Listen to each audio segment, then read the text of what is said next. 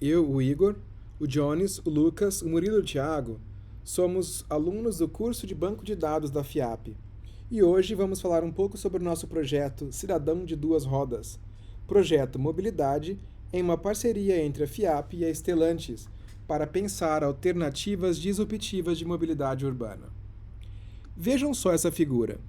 No centro, na foto do centro, nós temos 60 pessoas transportadas em 60 carros, muito próximo de como grande parte dos veículos se deslocam em São Paulo hoje. À direita, as mesmas 60 pessoas cabendo em um único ônibus, e no lado esquerdo, o mesmo espaço ocupado por bicicletas. Já dá para perceber que carro não é o meio de transporte ideal, não é mesmo? Para esse projeto, nós partimos do pressuposto que pessoas precisam se locomover, não carros.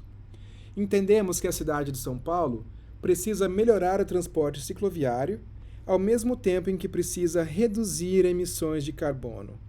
E nós achamos que essas duas coisas andam juntas, se retroalimentam, melhoram a relação do cidadão com a cidade onde eles moram e contribuem para o principal objetivo do transporte público.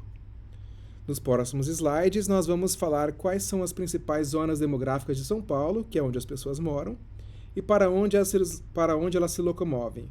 Nós vamos apontar as zonas de maior tráfego e impacto ambiental de veículos automotivos e os principais desafios de mobilidade cicloviária, e então apresentar nossa proposta.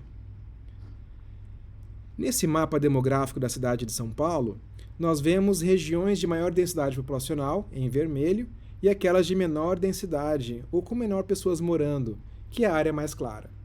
Como vocês podem ver, o centro da cidade tem muito menos pessoas morando do que as zonas periféricas, e que a zona leste é a área de maior densidade populacional. O problema é que a maior parte das pessoas se deslocam das regiões periféricas para as regiões centrais ao mesmo tempo, o que naturalmente gera congestionamento. Aqui, como vocês podem ver nesse gráfico, nós plotamos qual que é a densidade do congestionamento em quilômetros por bairro ao longo de um ano. Como vocês podem ver, aqui em roxo, a Zona Leste representa a principal zona de origem dos congestionamentos na cidade de São Paulo. Não é para menos, é onde tem mais pessoas morando e tem mais pessoas se movimentando. O que é assustador é o impacto ambiental desse transporte. Ele é absolutamente insustentável se for utilizado através de veículos. Dados mais recentes apontam que 8 bilhões de toneladas de CO2 são emitidas por transporte urbano. E carros sozinhos respondem por quase metade dessas emissões. Quando a gente olha para a emissão de CO2 por indivíduo a cada quilômetro percorrido, o uso de veículos, que novamente é o principal uso em São Paulo, é mais que o dobro da emissão quando o mesmo indivíduo utiliza um ônibus ou um transporte público. E nada mais sustentável do que o uso de bicicletas, que não emite zero, não emite nada de CO2. Por que é então que as pessoas não usam mais bicicletas em São Paulo? Bom, pesquisas do Centro Brasileiro de Análise e Planejamento, SEBRAP, apontam que ciclovias ou ciclofaixas são importantes ou essenciais para 96% dos atuais ciclistas. Contudo, a atual malha do sistema cicloviário deixa muito a desejar. Falha na densidade e falha de continuidade. Nessa figura, a área laranja mostra a cobertura dos projetos atuais. Veja que ela perde continuidade assim que sai da região central e é praticamente inexistente nas áreas mais afastadas, justamente as que possuem maior número de pessoas. Ou seja, é óbvio que nós precisamos aumentar a disponibilidade de ciclovias e bike sharing nas regiões com maior densidade populacional. Mas aí vem a questão: se aumentarmos a densidade de ciclovias e bike sharing, as pessoas vão mesmo utilizar? Bom, o que a gente identificou é que sim, elas já usam. 79% das estações estão a mais de 1 km de distância dos usuários, ou seja, de onde eles moram ou de onde eles trabalham ou devem se deslocar. sendo que o recomendado por organizações internacionais para o incentivo de uso de bike sharing, essa distância não deve passar de 300 metros. Ou seja, os usuários já andam mais do que deveriam para usar as bikes. Ainda, na maior parte do tempo, cerca de 70%, as viagens são a trabalho e são combinadas com outros modais de transporte, como, por exemplo, o uso de bike associada a meio de transporte público, como metrô e ônibus, ou bicicleta e carro, ou mesmo bicicleta e andar.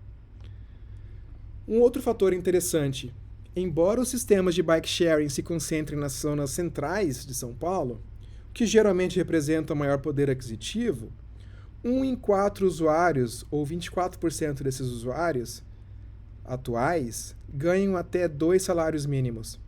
Esse perfil, que representa as faixas C e D de economia, são mais prevalentes nas zonas de maior densidade populacional. Imagina só se elas tivessem mais bicicletas perto de casa. Outro dado interessante é que quem dirige gasta cerca de R$ 450 por mês com carros. Entretanto, ao se adotar o bike sharing, a economia é de mais de R$ 1.300 ao ano, ou seja, atualmente cerca de 1,2 vezes o salário mínimo. É como ganhar o 14º salário. Sem falar no impacto social, no impacto ambiental. Diferentemente do uso de veículos, que já são os que mais geram carbono por habitante, o uso atual de bicicletas já representa uma economia de quase 350 toneladas de emissão de carbono. Isso equivale a mais de 2.400 árvores plantadas. Infelizmente, isso ainda é apenas uma pequena fração das emissões de transporte urbano. Nós precisamos mudar esse quadro. O nosso projeto é baseado em 3 alicerces.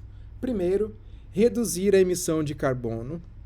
Segundo, por que não, recompensar os cidadãos que adotam a bicicleta, gerando um sistema de recompensa por créditos de carbono. E terceiro, fomentar e manter a estrutura cicloviária para desenvolvimento urbano. Nós vamos, ao mesmo tempo, educar e incentivar mudanças de padrão de consumo e de mobilidade urbana, reduzindo a dependência de modais poluentes. Como isso vai ser possível? Bom, o usuário baixa nosso app e loga cada vez que for pedalar em sua própria bicicleta ou em sistemas de bike sharing. Com sistemas de geolocalização acoplados ao celular, traçaremos a rota e acompanharemos a distância percorrida.